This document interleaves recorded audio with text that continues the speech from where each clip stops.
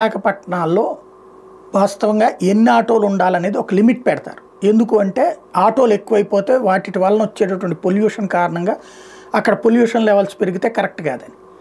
అయితే ఇప్పుడు ఆ లిమిట్ తీసేశారు. ఎన్ని ఆటోలని అంటే అప్పుడు ఆ లిమిట్ పెట్టినప్పుడు ఆ లిమిట్కి అనుగుణంగా అంతవరకు మాత్రమే ఆటోలను అలౌ చేస్తారు. వాస్తవంగా విజయవాడకి 8,500-9,000, వైజాగ్కి 12,000-13,000 ఉన్నాయి అవకాశం.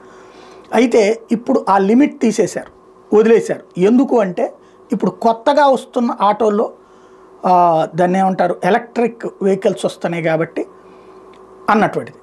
అయితే ఈ మిగతా ఆటోలు అంటే ఈ వేరే ప్రాంతాలకు సంబంధించినటువంటి ఆటోలు వచ్చినా అవి మాత్రం పర్మిషన్ తీసుకోకుండా వెళ్ళడానికి వీల్లేదంటున్నారు. టోటల్గా చూస్తే విజయవాడ విశాఖలో ఆటోల పర్మిట్లు తొలగించడం అనేటటువంటి దానివల్ల లేబర్లో చాలామంది ఆటోలు నడుపుకోవాలంటే ఈ పర్మిషన్ లేకుండా డబ్బులు అవసరమైతే అప్పు ఇచ్చేటటువంటి వాళ్ళు బ్యాంకులు ఇస్తున్నాయి. 3 లక్షలు, 4 లక్షలు, 5 లక్షలు అప్పులు ఇవ్వమంటే ఇస్తున్నాయి.